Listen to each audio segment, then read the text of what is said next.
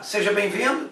Eu sou o professor Giovanni e hoje pretendo resolver mais uma questão da prova do Enem. A prova padrão que eu estou escolhendo para fazer a resolução é a prova rosa de Ciências da Natureza. Tá? E a questão é de número 100 que nós iremos resolver hoje. Vamos então ao enunciado. O enunciado da questão, ele diz o seguinte: no manual fornecido pelo fabricante de uma ducha elétrica de 220 volts, é apresentado um gráfico com a variação da temperatura da água em função da vazão para três condições: morno, quente e superquente. Na condição superquente, a potência dissipada é de 6.500 watts. Considere o calor específico da água igual a 4.200 joules por quilograma grau Celsius e a densidade da água igual a 1 kg por litro. Aí abaixo nós temos ali o gráfico, né, que mostra a elevação da temperatura em função da curva de vazão para os três modos do mesmo chuveiro. E abaixo diz a seguinte pergunta: com base nas informações dadas, a potência na condição morno corresponde a que fração da potência na condição superquente? Iniciando então a resolução da questão.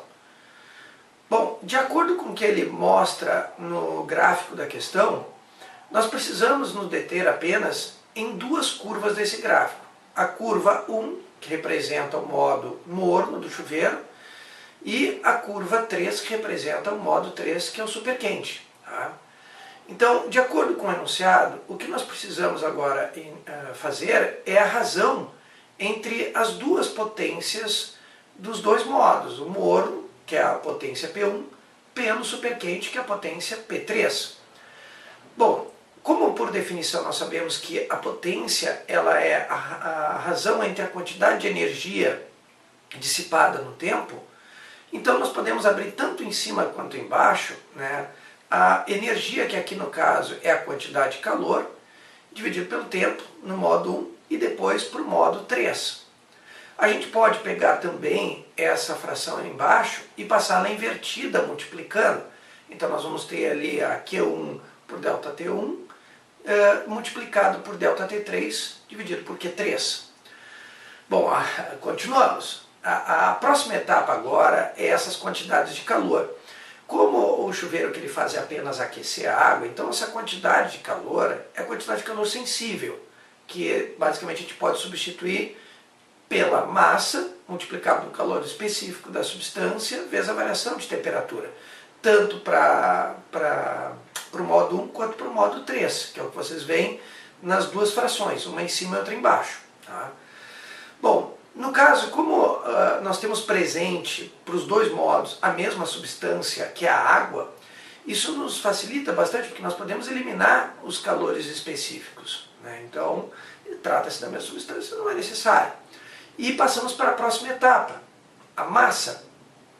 Como é que nós vamos fazer se nós não temos a massa? Bom, na verdade, a massa ela aparece numa relação extremamente importante, que é a relação da densidade, já que no enunciado aparece a densidade. Então já é uma pista para a gente já pular. A gente sabe que densidade é massa sobre volume, então a gente pode isolar massa e substituir por densidade vezes volume. Com isso, no lugar da massa, nós trocamos densidade vezes volume. Eu sei que você deve estar pensando, mas isso não vai complicar? Não, isso na verdade vai simplificando o nosso problema. Observe o que vai acontecer agora na próxima etapa. Nós temos, parece que aumentou o número de elementos, né? Mas observe bem, nós temos densidade vezes volume vezes a variação de temperatura dividido pelo tempo. E na outra fração o contrário. Só que mais uma vez nós trabalhamos com a mesma substância, que é a água. Então podemos também simplificar essas densidades. E agora na próxima etapa, né, onde nós temos mais uma vez ali agora na linha de baixo a razão de novo das potências, nós não temos mais a densidade. Então agora nós temos os volumes, né, multiplicado pelas variações de temperatura, e o contrário na outra fração, né, que é a ΔT3 dividido pelo volume do 3 multiplicado pela variação de temperatura no modo 3. Bom, agora nessa próxima etapa tem mais uma outra substituição a ser executada.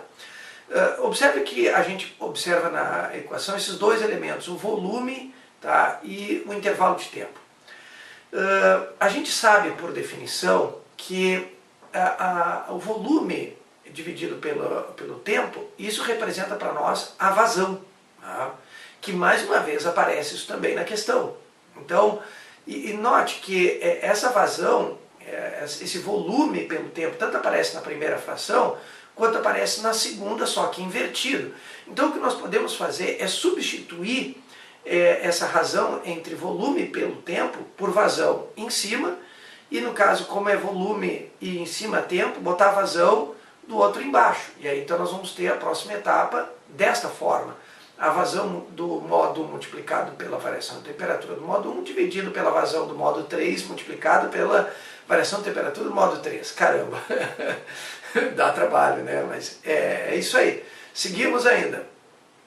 Como nós agora temos que achar uma forma de ver o que nós vamos fazer com essa vazão, nós voltamos para o gráfico. E no gráfico, o que nós fazemos? Nós escolhemos uma vazão fixa, ou seja, uma vazão que é igual para os dois modos. No caso, ali no gráfico, eu estou marcando a vazão ali que equivale a 3 litros por minuto. Por que eu escolhi especificamente essa vazão? Porque eu consigo ler nessa vazão as respectivas variações de temperatura. Dá para fazer essa leitura sem problemas. Outras ali fica mais difícil a gente conseguir fazer a leitura, já que nós temos na nossa razão ali os delta T's de temperatura. Então eu escolho uma vazão que é a mesma para os dois, e se é a mesma vazão para os dois, eliminamos a vazão. Olha que barbada. Acabamos de encerrar o papo com a vazão. Então a vazão foi eliminada, já que é a mesma. Não precisaria estar substituindo 3 em cima de 3, mas é a mesma vazão.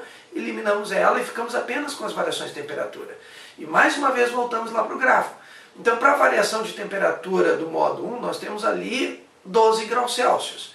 E para a variação de temperatura do modo 3, que é o superquente, nós temos 32 graus Celsius.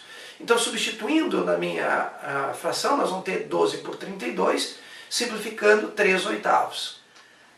Então, chegamos à nossa resposta. Tá? Então, 3/8 é a resposta da questão, que envolvia, né, a fração correspondente do modo morno comparado com o superquente. Eu espero que vocês tenham gostado da resolução. Se você gostou aí, curte aí embaixo, né, para poder ajudar bastante o canal. E se quiser continuar recebendo aí as próximas resoluções, ficar sempre atento, siga o canal do Professor Giovanni, que você continuará sempre a par das resoluções das questões da prova do Enem de 2017. Tá? Um abraço a todos e até a próxima questão. Tchau, tchau!